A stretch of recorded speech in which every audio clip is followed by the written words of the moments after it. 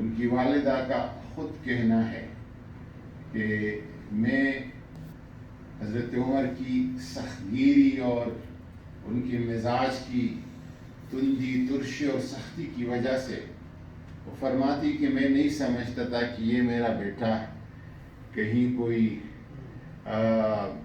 بھیڑ بکریوں کو بھی پال سکے گا کہ نہیں پال سکے گا۔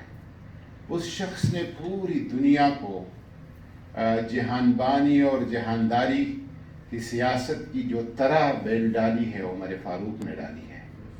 وہ کسی کی صحبت اور تربیت کی وجہ سے ایسا ہوا تھا، اور حضور نے اپنی زندگی مبارک میں افراد پہ فوکس کیا۔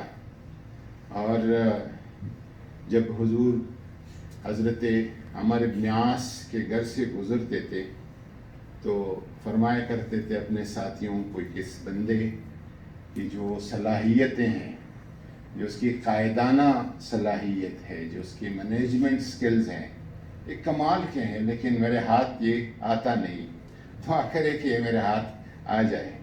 اور پھر عمر بن عاص جو ہے وہ حضور نبی کریم صلی اللہ علیہ وسلم کی خدمت میں حاضر ہو جاتے ہیں، اور عمر بن عاص کی اس حضور نبی کریم صلی اللہ علیہ وسلم کی صحبت اور تربیت کی وجہ سے پورا افریقہ اگر اسلام کے دائرے میں آ گیا ہے، یہ عمر بن عاص کی قیادت اور حکمت کی وجہ سے آ گیا ہے۔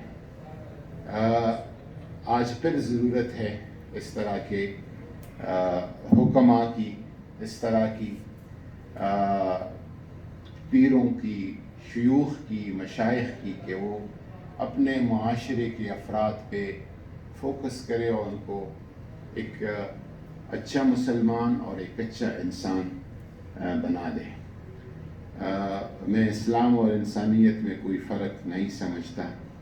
جو اچھا انسان مسلمان ہوگا وہی ایک اچھا انسان ہوگا، اور انسانیت کی جو خدمت کا درس ہے یہی ہمارے مذہب کے تمام تر تعلیمات کا ایک خلاصہ ہے اور ایک نچوڑ ہے۔ میں نے شاید وقت زیادہ لیا، آپ کی سماع خراشی کر دی۔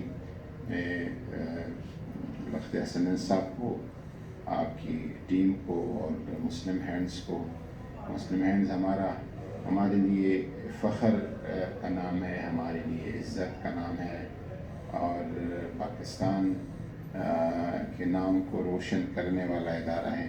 اللہ تبارک و تعالیٰ آپ کے ذریعے سے خیر کا، فیض کا، بھلائی کا، نیکی کا جو یہ سلسلہ ہے اسی طرح قائم و دائم رکھے۔ وما علینا الا البلاغ۔